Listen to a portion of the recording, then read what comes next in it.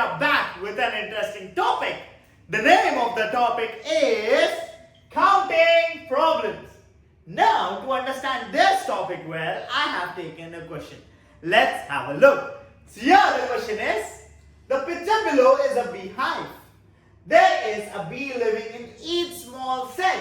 How many bees live in this beehive? So here I have a figure given to us. Now this is one beehive. The question says there is one bee who lives inside this beehive. I have to count how many bees are inside this beehive. This means I have to count the number of beehives here. So it's just about counting. So why not I directly start just counting. It's very simple, right? 1, 2, 3, 4, 5, 6, 7, 8, 9, 10. So many. Here if I start counting directly one by one will take me a lot of time. And after counting also, I'm not sure that I may miscount or I may double count sometimes. If you want to have a look, you can pause the video and count by yourself. Now, there is one problem that we can observe. It's a big beehive.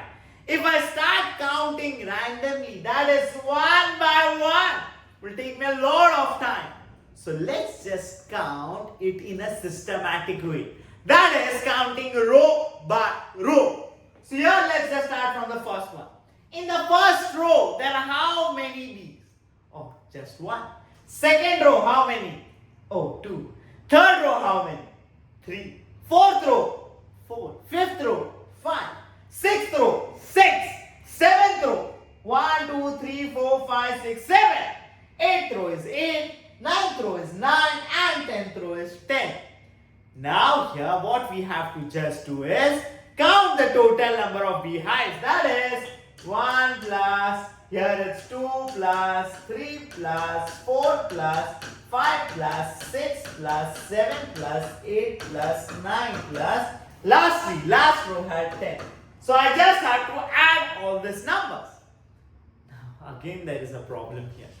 Here I have 1 which is added with 2. Very simple. 1 plus 2. What is the answer? 3. Very good. 3 plus 3. 6. 6 plus 4. 10. 10 plus 5. 15. 15 plus 6. You can observe the number are increasing and increasing. This means the difficulty level for addition is increasing.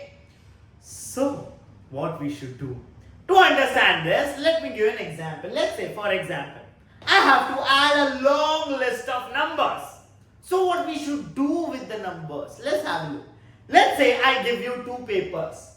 There is paper 1 and there is paper 2. Which paper you will choose that will make your calculation simple? Paper 1 or paper 2? You can have a look. Now most of you will agree that paper 2 is a better option. Why? Oh, because it's just a 0 here. 10 plus 3, 13. 20 plus 3, 23. 10 plus 7, 17. 20 plus 4.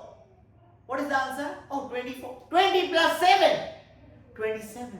But here, 11 plus 7. Oh, have to add. 25 and 3.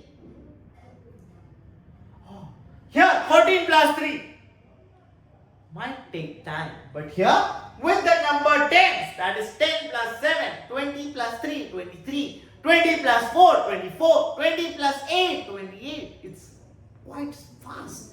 Now why? What's the reason why paper 2 is a bit simple?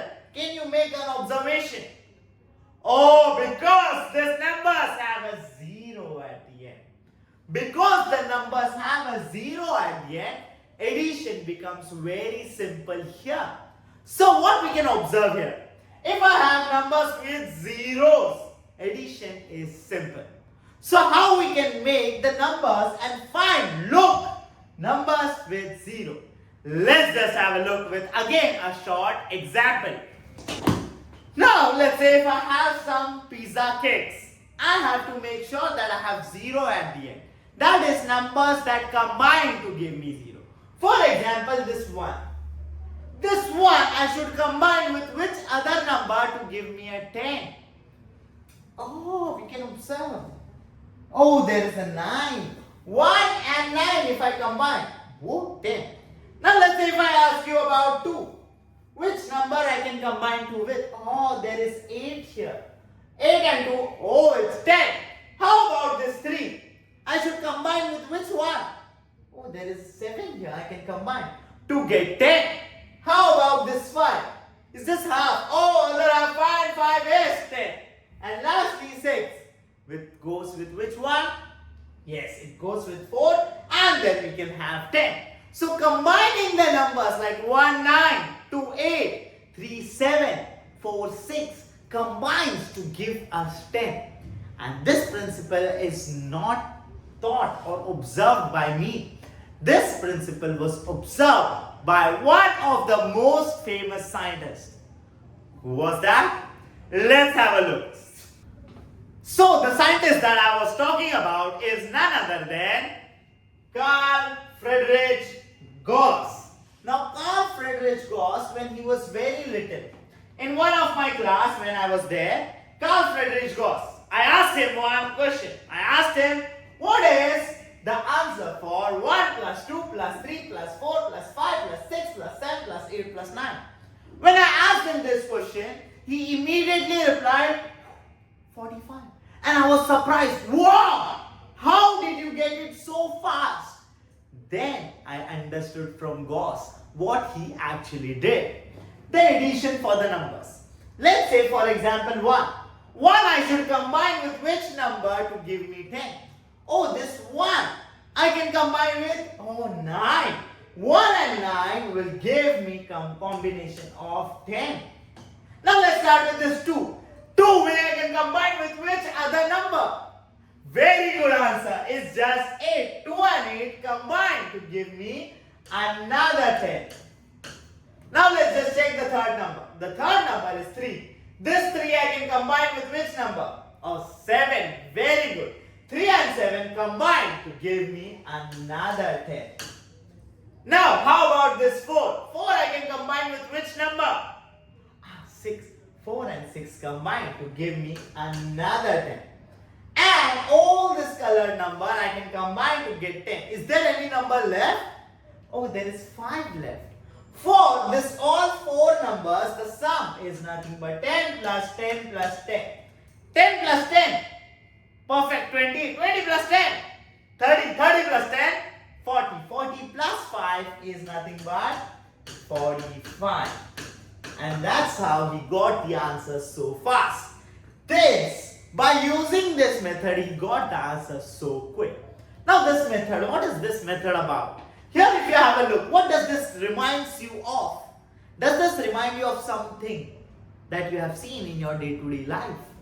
Oh, very good. Sometimes after raining, we have seen a rainbow. So that is the reason why this method, I call it as the rainbow method, where we combine the number to give us 10. So let's just summarize. Here the summary is, if I have sum of sequence, that is 1 plus 2 plus and so on, when the numbers are increasing, the change between the number is same. That's why we call it as sequence. Like 1 plus 2 plus 3, or else 2, 4, 6, or else 3, 6, 9. All these numbers are called as sequence. And if I want to find out the sum of the sequence, I can use the rainbow method. Now, understanding this, let's just apply in our question. In our question, I have 1 to 10. So, to apply the rainbow method here, 1, I should combine with which number to give me sum as 10? Oh, 1 and 9. 1 and 9, if I combine, I can get a 10 here. Now, how about this 2? 2 I should combine with which other number? 8. 2 and 8 will give me another 10. How about this 3? This 3 and 7 I can combine. And I can combine. 3 and 7, another 10. How about this 4? 4 and 6, another reason to give me 10. Is there any numbers that are left? This 5 is left. Any other? There is 10 also left. So yeah, I'll write down this 10 and 5 and just add. Now let's add the numbers which is very fast. So 10 plus 10, 20, 20 plus 10, 30, 30 plus 10, 40, 40 plus 10, 50, very good, and 50 plus 5. Perfect, very fast, that is 55, and that's how we can get the answer.